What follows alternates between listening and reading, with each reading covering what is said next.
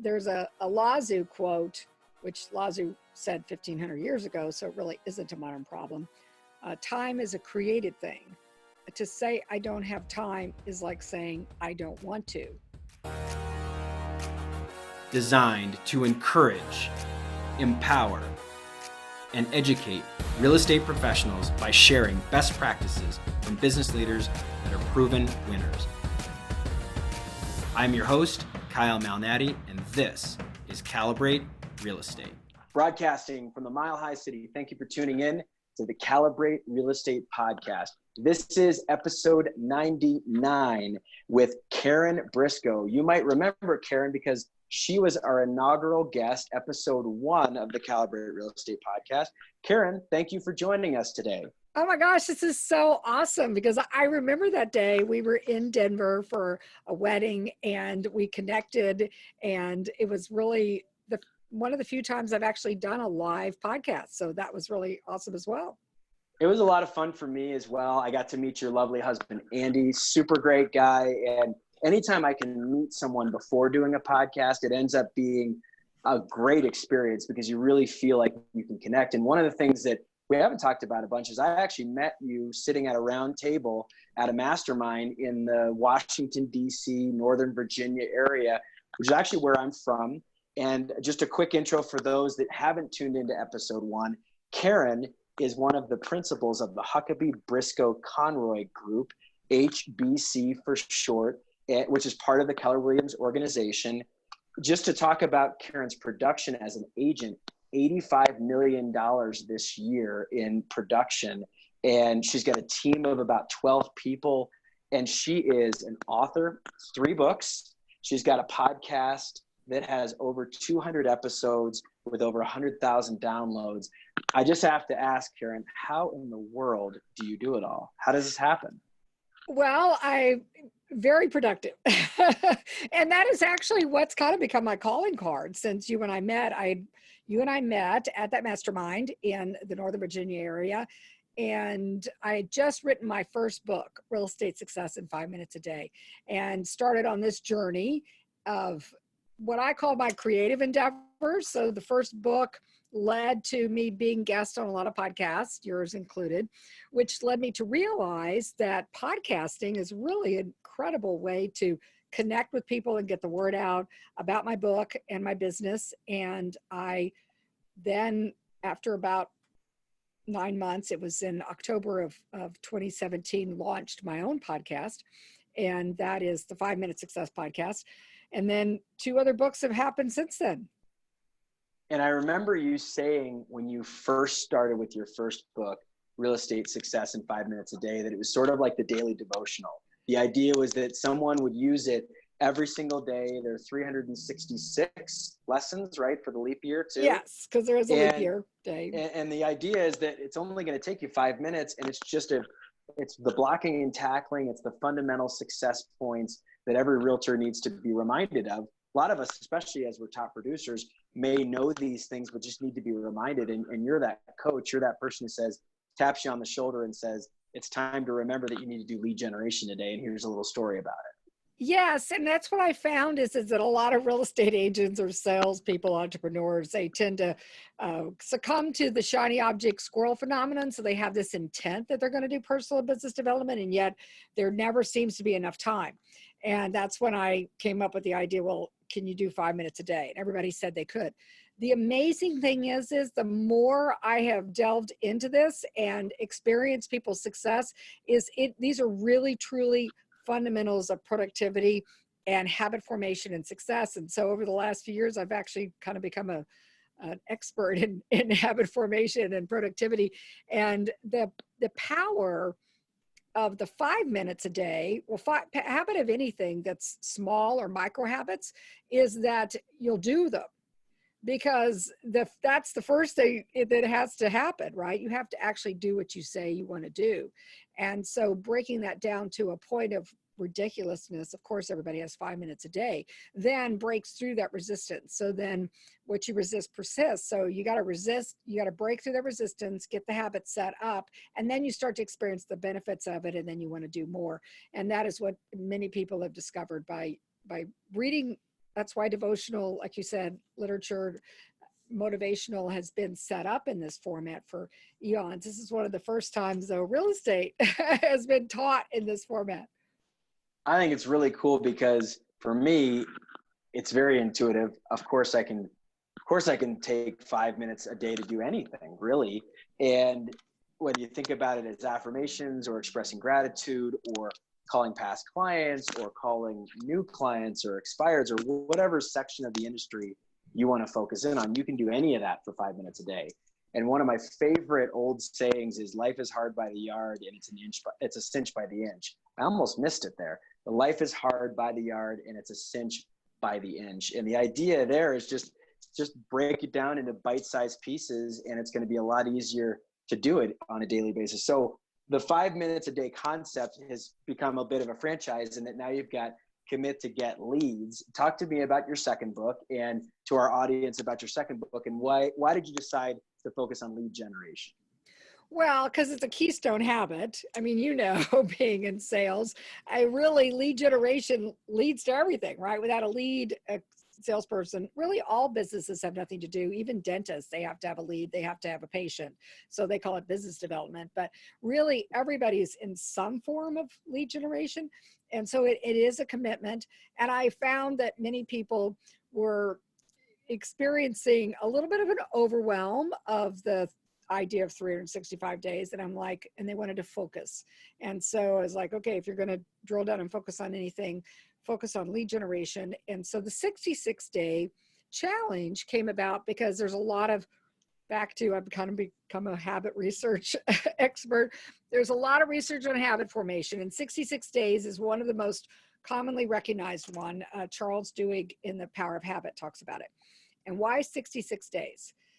The first 22 days or the first 3 weeks or the beginning of any new habit, many people are what they call evangelists. They're so excited. They're ready to make all those calls or do Whole30 or Peloton or whatever it is, right?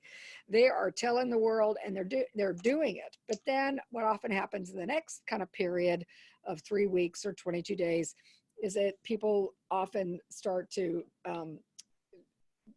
they have a dip, if you will. They're like going, really? Am I going to eat like that the rest of my life? Do I really have to call somebody every day? And so they start to question it. And so like Seth Godin said in The Dip, anything that's meaningful for your life, you power through that dip, right? So you got to remember that you're going through a dip and you're going to go through it. And that's why it's a challenge, right? Then the next 22 days or 3-week period, and to get to 66 days is when people start to experience the benefits of it. So any habit, once you start to experience the benefits of it, then you want to do more. And you can have several different kinds of experiences. One experience is a domino effect, right? Like you'll start to do one, it'll knock over a lot of other things and you'll see that benefit. Some is the snowball effect. It'll build on it, right? And so you're like, wow, I'm starting to see the cumulative effect of lead generating every day. It's built on it. Sometimes it's a ripple effect. Sometimes by doing that one habit, it just expands out to other areas of your life and business. And so, but truly, if it's a habit that you want as part of your life and business, it doesn't stop at 66 days, right? I mean, people don't stop brushing their teeth, even though they've developed the habit. In Atomic Habits, James Clear was clear about that. And that is the point of the 66-day challenge is a challenge. It's to get you jump started, get you going. Truthfully, you're going to lead generate the rest of your business life. I'm at 17 and a half years in residential real estate. I still lead generate every day. Gosh, that's awesome. It's a great reminder to all of us. And I've got to think that from doing the research in the second book, and you had shared with me as we were prepping, that as much as 5 minutes a day for 366 days sounds realistic, I think what ends up happening is someone starts reading it for 20 days and gets to 40 days, and all of a sudden reality sets in and they miss a day, they miss a week, they miss a month, and they're like, the heck with this. I am sure Karen's got a lot of good ideas in here, but 366 days is all a year. So then you distilled that down and you said, okay, it's a lot about the habits and what does habit creation, habit formation look like? So what are some of the habits you've seen from your tribe? I know that you've got a Facebook group that I'm a part of. I know that you've got other people that interact with you as you promote your books. And so in the 66-day challenge, what are the habits you're seeing people want to do? I know lead generation is one of them, but tactical, like lead generation is such a big thing. What are you seeing people having success with in your model as they look at success committing to get leads? Well, so it's a keystone habit, and there's 4 keystone habits as part of real estate success in 5 minutes a day. And one is the commit to get leads. The next one is consult to sell. And so that's taking the customer or client through the process. So there's business that comes through on the other end, and there's skills and knowledge and ability to do that. And some people call that conversion, but people should work on those skills, right? Even every day, myself included. And then there's the connect, to build, and grow, because what happens with a lot of sales and entrepreneurs is they get stuck in this transactional nature of the business, and they're only as good as their next deal. And so they oftentimes are like on this hamster wheel. And so to get off of that, there's principles to put in leverage and scale and systems, and that creates a more ongoing enterprise. And then the habit that surrounds it all, the keystone habit of everything, is success, thinking, activities, and vision. So mindset and motivation, you talked about affirmations. The affirmations are thinking. Vision is creating, the plan for where you want your business and life. And then the actions are actually, the activities are doing them, because there are a lot of people that talk about the vision board or creating the vision. And there are a lot of people that'll teach you affirmations, but a lot of times people forget in the middle, you have to actually do the work. Oh yeah. The work is the important part. And I think it's really cool that you structure it that way. So your newest project is Flip Time, Love Life, which first of all, it's the foreword is by Hal Elrod. That is a huge deal. Miracle Morning author. I'd love to hear how you met Hal, how you talked or learned how to get in touch with him, because that's a really cool story if people missed that from episode 1. And then also just what this new concept is of Flip Time, Love Life. So I was introduced to Hal, or someone told me about Hal, that when the 5-minute success and the daily reader would make a great companion to Hal's Miracle Morning, which includes the keystone habits of success for it doesn't just not related to business or real estate, but really life. And those habits follow an acronym that Hal has called SAVERS. And S is silence or meditation, A is affirmations, V is visualization, E exercise, R reading, and S scribing or journaling. And I agreed. I was like, well, of course it would be awesome to have Hal endorse my book. So I had the opportunity to meet him through a Cutco rep in our area, Kristen Brindley. And she said, well, if you really want to meet Hal, you need to get up and get here early. Like, that's a big surprise. So I did. I was the first one there, and he's just as gracious as you would imagine. And he was really supportive of the book and said, yes, he would endorse that. And then I started to be part of his community. He has events in San Diego in December, which are called Best Year Ever, which are large events they have speakers and an entrepreneur day where hot seats, that kind of thing. And then I joined his Calling Mastermind community. The way the Flip Time Love Life came about, actually Hal was very instrumental in that as well. I was at one of his masterminds, and everybody was supposed to do a mini TEDx talk. And then we were going to do the classic where everybody was going to present to their small group and then vote people up. And then the people who were voted up on stage that night were the ones that then were voted would speak at the big event. Oh gosh, that sounds, I mean, it sounds fun. It sounds survivor mode. Yes. Yeah. Yeah, I was voted off the cool. island early on, Kyle. And I have to say, I was very discouraged by that. I was like, okay, I guess I'm not the one that's supposed to be speaking. I had a bad attitude about it. So I was in another coaching group, and they said, no, that means you're supposed to go do a TEDx. And I'm like, do you know how hard that is? I mean, you don't just like say, I want to go do a TEDx. And so but my mind got working on it. And so I did get accepted to a TEDx open mic, and I worked with a speech coach instead of just winging it. So yay for recognizing that I needed coaching. And I then delivered it. And I thought, okay, did it, check the box. And then I got the call from Hal and John Berghoff, his business partner. They said, we want you to be one of the speakers. And it's just amazing to think that because I went ahead and went forward, even though I had been voted off the island, it's like, John, no, they voted me off the island. They go, no, we figured out that you must be the one. There's some reason why we need you there. And so that it was really incredible experience. So the idea of flipping time and to love your life comes out of Maslow's hierarchy of needs. Yeah, I'm sure you remember that from your psych days, right? Oh yeah, food, shelter. Bowman Keaty is big into talking about Maslow's hierarchy of needs. Okay, so what happens is most people work their way up the pyramid. They start with their lower level needs, which are the physical needs, and then the relationship, the security needs, relationship needs, self-esteem needs, and then self-actualization. What happens if you run out of time and you don't get to self-actualization? Or what happens if you are very successful in productivity like me, and you look around and go, okay, been there, done that, what now? There should be something more that I'm called to do. And that is a very, Joseph Campbell calls it the heroine's journey, the hero's journey. It's in a lot of mythology and literature. And this is a very human instinct to figure out what is your individual calling. And I realized I had more calling. I am a highly successful real estate agent, but there was more for me to do. What I found though was I didn't have enough time. And that has really become, I think, a modern problem, or we think it's a modern problem, this whole, competitive arena of busyness, of not having enough time. And I was succumbing to it as well. And there's a Lazu quote, which Lazu said 1,500 years ago, so it really isn't a modern problem. Time is a created thing. To say I don't have time is like saying I don't want to.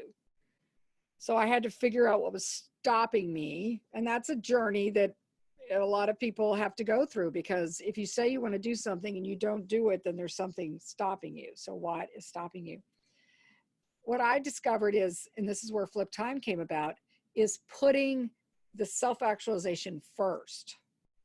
That's how I wrote my first book. That's how I'm productive. I put the important things first. And that's the self-actualization component. Some people call that personal development. Some people call it creative work. Some people's callings are different, but the calling goes first. And the crazy thing about it for me and many people is everything else gets better. Because if you think about it, if you're living the call that you were designed to live, then you will have the highest self-esteem there is. And you will be in better relationships with people because you will be living the life that you were designed to live. And people are going to feel very authentic around you, right? And you will be more productive because you will be operating at your highest and best self. And you'll be more secure because there's nothing more secure than living what you were designed to do. And then the success, and I say success in the terms of the physicality of shelter and those kind of things, actually flow. So that's where Flip Time came about, that if you flip the time and you put that first, and you can talk about flipping time in a lot of different arenas, but this is more about the personal life. I love all of that because I think it's something that I struggle with. I mean, I'll be humble because I know the audience is listening and they don't have the ability to share their thoughts and ideas. So maybe I'll do that for the audience, that I've had a bunch of success. There's a bunch of trophies on the wall. There's a bunch of awards that have been won. There's a bunch of clients that I've won for and succeeded with, and a lot of great relationships. But oftentimes I wonder, like, okay, am I truly experiencing what my calling is? And am I figuring that out? And so I've done this a couple times before on the podcast, but I'll be Clay. I'll be, kind of putty here, and you can be the coach. And without giving away the book, because I want people to buy the book. I mean, at $10 for a paperback book, it sounds like it's a deal. And before we get into this next exercise, where do people find your books, Karen? And how do people connect with you so that if for some reason they're finishing up with their morning run, or if they're finishing with their commute, they know how to find Karen Briscoe? Absolutely. So the online ability of Amazon and Audible. All the books are available there. If you want bulk, then reach out to me on my website and we can certainly make arrangements for bulk purchases, which is the number 5-minute success. And the podcast is the number 5-minute success. And there's communities on Facebook and Instagram and all of that, both on 5-minute success and Flip Time Love Life. And so that's a fascinating idea to coach you through flipping time. All right. So you and I know each other on the surface level. I mean, we've met in person twice. We've had 2 interviews. One of those was in person. One of them was here. So I feel like we're getting to know each other.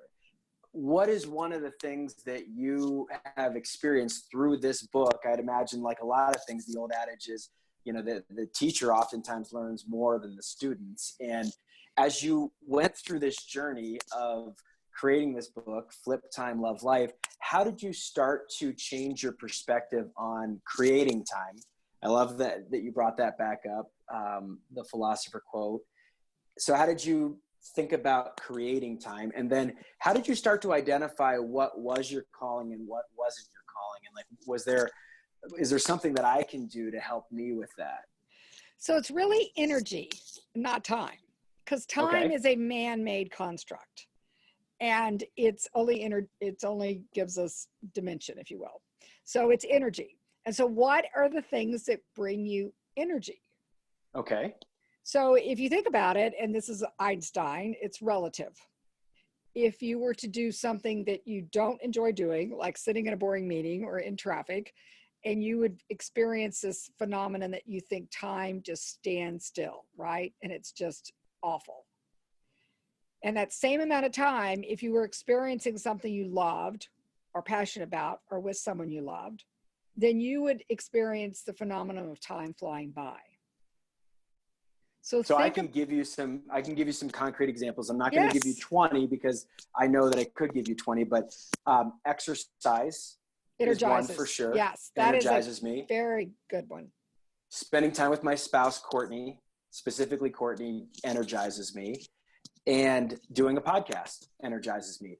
I leave the room every single time, whether it's someone that's a big headliner or someone that is super niche to what they do, but I love this interaction. And it's one of the reasons why I host. And I feel like I've become competent. I'm not sure I'm an expert at podcasting yet, but one of the things that I know is that it fulfills me. It charges me up. It gives me energy. And I'm ready to race into anything else. And I will admit to you that because of a couple of technological issues I had this morning, because of a couple of meetings that I had that kind of drug me down, I was very much contemplating saying, like, Karen, you and I have known each other. We'll reschedule this. We'll do it a different time. But I'm just not feeling it today. And it was like leg day at the gym. No one likes to do leg day. Everybody loves to do bicep curls and triceps and, you know, loves to sprint around the track, but no one loves the like grind of leg day. Right. And so today I very much grounded out to just get into this interview, and I was late to it, and I appreciate your patience. So, but at the same time, now that I'm here, now that I'm in it, I'm feeling super energized, super fulfilled. And I know that that's one of the things that helps me get to where I need to go professionally. And it's a good medium for me. It's a fundamental currency of high performance. So put those things them first. Okay. I mean, really, truly, the idea of priorities is, you know, priority is a one thing, you know. So what's the one thing? This is a great quote, and it's out of the Gary Keller, Jay Papasan book, The One Thing. What's the one thing you can do by doing that, such that by doing that, everything else becomes easier, unnecessary? Or you could say, such by doing that, everything else becomes more meaningful or better. Just think about it. And when you think about it, you came up with it immediately. See, I didn't need to do a lot of coaching. You know, and people do, and they'll know what their call to adventure is. They'll know what their call to creativity is. They'll know what their call to contribution is. Different people's callings are different. So whatever your calling is, the idea is that has to have the space and the time, energy devoted to it, because that will then You see, you shared that what happens is it energizes the rest of your life, right? It impacts the rest of your life. It has a ripple effect on the rest of your life and the people around Okay, you. so I agree, but I'm also going to sit and say, but what do you do when you've got some things in your life that are necessary? I mean, not everybody has the ability to say, boom, I'm not doing those meetings anymore. It's like, well, I mean, you've got some people that may have expectations that you're going to do those meetings or those things that naturally drag you down. So is it you set up the priority of having these energy creation events? So for me, exercise and hosting a podcast once a week and making sure I make time for what Courtney and I love to talk about, which is backyard time, where we're just hanging out on the backyard with a soda in hand or maybe an adult beverage, and we're just hanging out, talking about the day, talking about our dreams. So those are 3 things of maybe 20 that give me energy. But then what about the other things that are in between that are certainly necessary? So that is an adult, but really, truly, people have way more choice than they think they do. Okay. And so I would just encourage you to start small and build up. So a lot of times people get overwhelmed with the idea, I'm going to flip everything. Well, I wouldn't say necessarily flip everything. Just start with a few things and build up. And then start to change the way you look at things.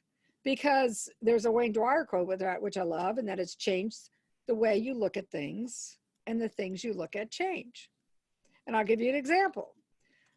On my 60th birthday, my husband was in the hospital with a congestive heart failure. Now you're sitting there going, that is like the worst day ever, right? I mean, that is like up there on worst day ever criteria. And I kept saying, okay, I need to change the way I look at things. It turned out to be a blessing in so many ways. We were getting ready to leave for Greece, and it happened before we left for Greece. So yay, that was really, it turned out to be a good thing. So there was many other blessings. It turned out to not be as serious as we thought, but it also turned out to be a wake-up call for making some health decisions. So we changed the way we looked at that. So if there is a meeting or something in your business or your life that you're like, okay, how can I look at this differently? Then start to do that, because as soon as that, immediately asking the questions of how can I look at this differently, it will already start to change in front of you. You begin into curiosity about how you could, instead of how it's not working, because what you focus on expands. And what many people do is they keep thinking to themselves how much they hate the meeting or whatever it is, and so they're energizing the wrong thing. They're putting energy into what they don't want. So start putting energy into what you do want and change the way you look at it, and you may find that you can find ways to create the life that you love. Because that's what we're working towards. But we're also, and this is a Hal Elrod quote, it's also while we live the life we love. So a lot of times people are like, I'm creating the life I love in the future, and it's going to be a great future, and I'm really looking forward to it, but my life right now sucks. You should love the life you have right now, okay? Right. While you create the life of your dreams. And if you're not experiencing that right now, then just start today and do one thing and do it for 5 minutes. Okay, so I have to ask this because it is a dream of mine that has not been yet realized. Did you ever expect that you were going to be an author of 1, yet even 3 books? I mean, is that something in your wildest dreams? Like maybe you had the idea of having 1 book, but 3? It's phenomenal, because I was the one that was stopping me on all of them in the beginning, because I kept saying I didn't have time to write a book. And it was actually when I started on this journey 4 years ago, at the age of 56, that I recognized that the person stopping me was me. And that was so empowering, because I realized I could change me. I kept waiting for everything else to change, the market to change, my team to change, my family to change. I was like, oh, I can change. And I chose to change, and I chose to put the time first for writing the book. And then it's changed everything. I mean, that's a perfect example of I changed the way I looked at it. I actually used a time hack, which now I find that many people know, but I didn't realize. What was that? The daylight savings time hack. What is that? Because we Well, just experienced we it. just If you're not in, experienced it. if I you're not in know. Arizona and you're not in Hawaii, what is that time hack? So the idea is your body clock, it's kind of like when you travel abroad or, you know, you change time zones, your body becomes adjusted to a certain time that you're going to get up. And so instead of adjusting to the new normal, keep getting up that hour early. And I started using that first hour. That was also becoming part of Miracle Morning and Hal Elrod's program. I started putting my personal development first and what was my meaningful work, which was writing first. And then it's amazing because it, instead of waiting to have enough time to do something, which is really common, I put it first. And I committed to that hour every morning to myself, and everything else seemed to get done. It was amazing. I think people experience the same thing with exercise, right? They think I don't have time to go to the gym, but every time they go to the gym, they feel more energized. And so you're operating at a higher level, you're operating at a higher frequency. So it actually is energy producing rather than time sucking, which is what people think it is. One of my favorite books is by the author Dave Ramsey, and it's called Entree Leadership. It became a New York Times bestseller in about 2012 or 2013. And in the book, Dave talks about just the idea that people will constantly lament and say they don't have time to get an oil change on their car. Well, you will have time when your car engine seizes and falls into the pavement, and all of a sudden you're going to have plenty of time to get an oil change at that point because you'll be stranded on the road. And then the second goes and it talks about the experience that Andy may have had. It sounds like just a couple of years ago or just recently, that people don't want to focus in on their health until all of a sudden they're sidelined by some crazy diagnosis or something, you know, that they've got to get triple bypass surgery or something. Then all of a sudden they're very focused on their health. Or you have a key relationship that exits, whether it's someone passes away or someone just moves out and you realize like that was a really important person to me, and all of a sudden you start to think about how much time you probably could have dedicated to that. And so I think it is changing your perspective. It is really important to make sure that you reposition that thought process, because it's very easy to fall in that trap. Yeah, and flip it. I mean, really, truly, if you flip it and you put stuff out, because people are like, oh, time management and work-life balance, and I'm like, yeah, it's not a time management technique. It's a flipping. You do it first, you put it first, and then everything else, it really does work itself out. And that's why priorities are called priorities. It's like, it's a first. That's what priority means, is one.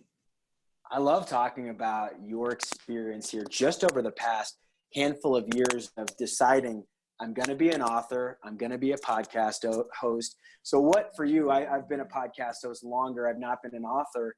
What is it like doing over 200 episodes and having over 100,000 downloads of your podcast? Got to be gratifying for sure, but who are some of the cool guests that you've had? Who are some of the people that you've really enjoyed interacting with? Because I feel like that's something that's very important to talk about. Absolutely. And same with you. That is how I came about podcasting, was because I recognized that I could have amazing conversations with people. And that came from a Jeff Hoffman, who's a billionaire and the founder of one of the founders of Priceline.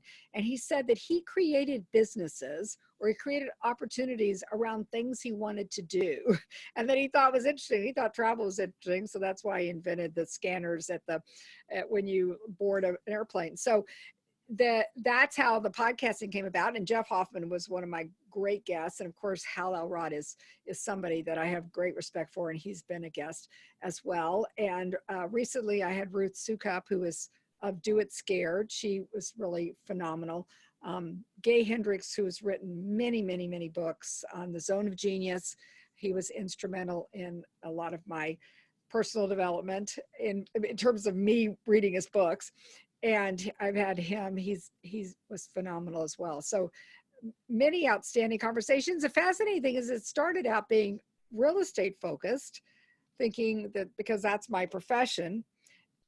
What I found is that the conversations, what the key fundamentals of the real estate are key in really almost everything, because all of these people all lead generate, right? They all consult their clients, they all build businesses, and they all have the mindset, motivation, thinking. So having that same thread questioning or formatting with every guest has been part of the amazing journey, because they all have a different way of viewing it and doing it.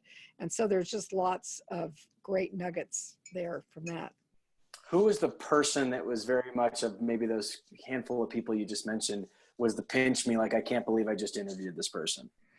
Well, my first one that was like that was Gay Hendricks. I was just, because I had read so many of his books, and he's been on the thought leadership of personal development for decades. And I just was so surprised that he agreed, just via email or Facebook or whatever. It was just like one of those things. Some people I've had to do a little more creative connecting to get some of them.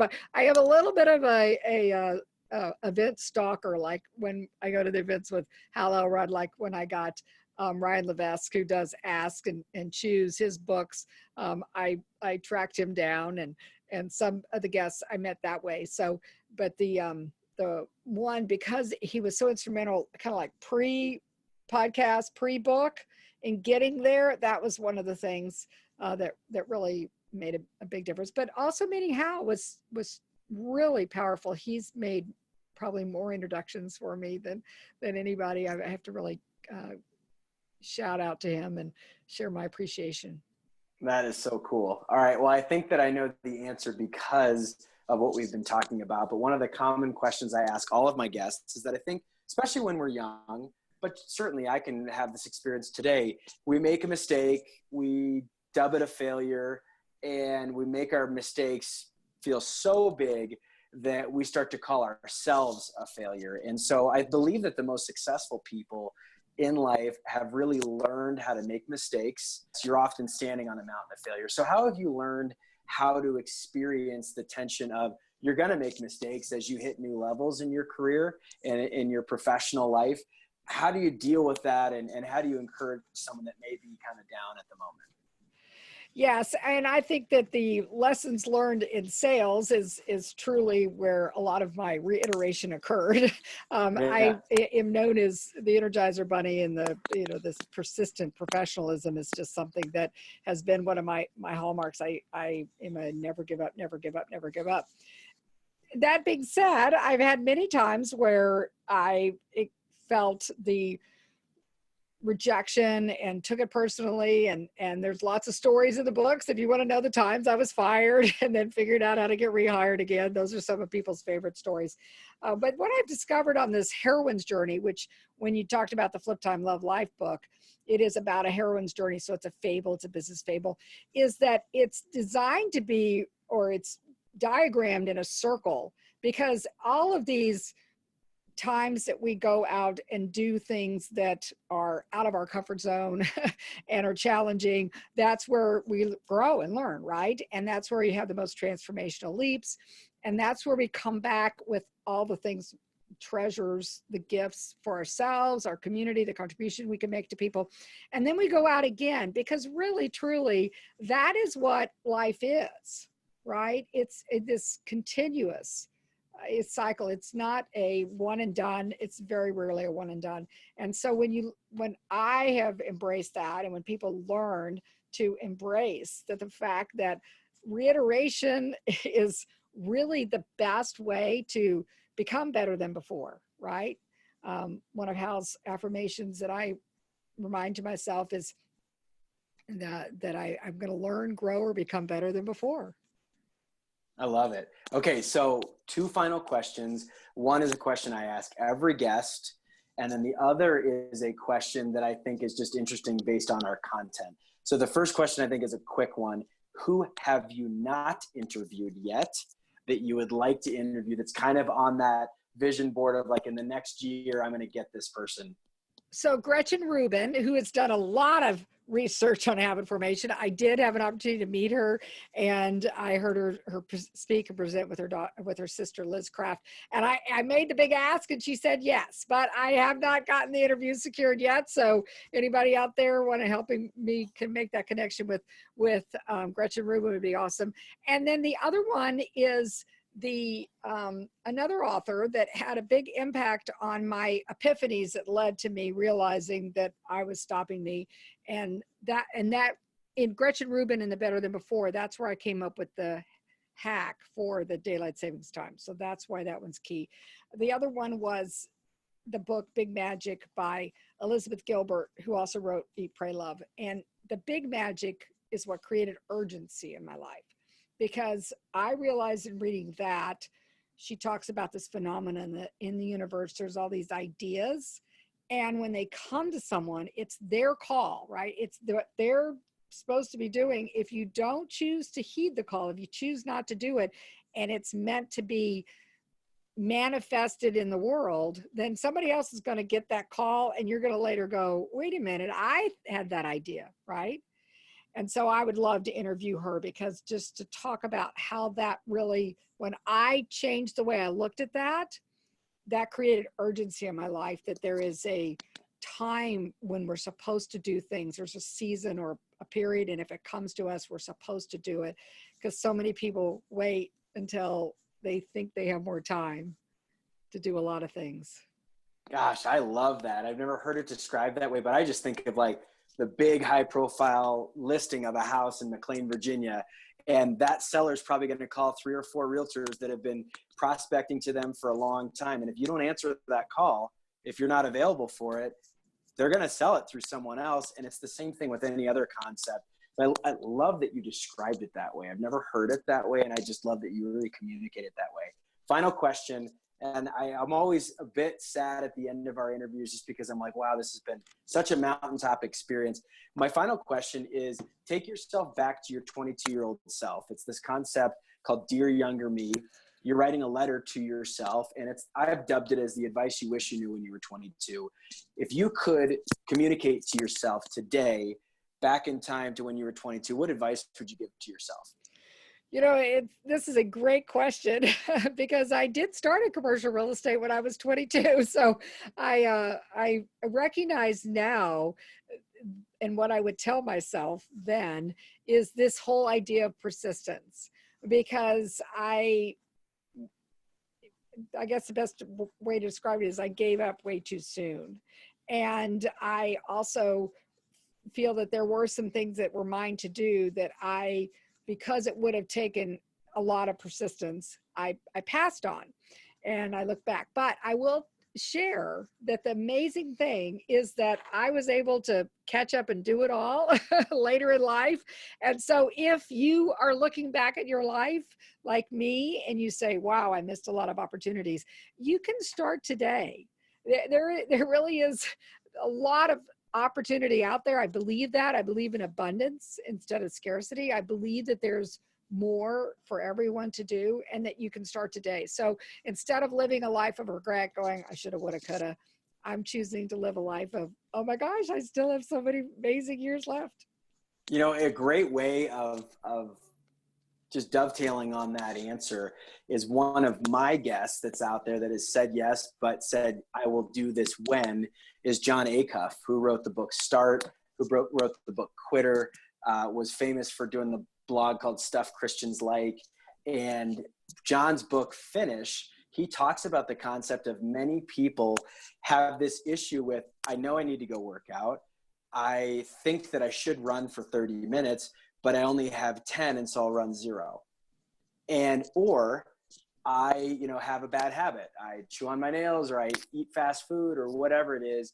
And you get on a string of, I've got 6 days or 7 days or 8 days, or it could be someone in recovery, like something serious, and they have a slip up and they say, well, you know what? I'm a failure. I guess I'm just going to go back to my old ways, instead of saying, you know what? I've accomplished 7 out of 8 days where I've been whatever. I've eaten well, or I've exercised, or whatever. And it's just a great concept in persistence. And I've started this actually with the month, and it's a concept in John's book called Finish, where I actually check off each each day in the month where I feel like I accomplished. And it's very much to your story about Jerry Seinfeld in your book, where Yes. Jerry was very focused on making sure he wasn't going to make a break in the chain of making a joke a day. And yes, of course, there's going to be a day where he misses, but instead of focusing on the day missed, he's looking at all of the links in the chain and continuing that on. And I just love that concept of persistence. Yeah, that's very powerful. And in fact, if you want to get a calendar like that at the 5-Minute Success website, there is a 66-day challenge calendar. So again, we talked about habits and how you can set up a habit for success. You can use that 66-day challenge and check off the boxes, just like Jerry Seinfeld. All right, so your 2 success in 5 minutes a day books. You've got real estate success in 5 minutes a day, and you've got commit to get leads. And then your newest book, Flip Time, Love Life. Karen Briscoe, this has been amazing. So thankful that from episode 1 to episode 99, we get to reconnect. And I'm just so appreciative of your time and your energy. For our podcast audience, I would love to say thank you. For our podcast producer, Kayla Davis, I'm Kyle Malnati, and as I love to say, we will see you around the neighborhood. Thanks, everybody.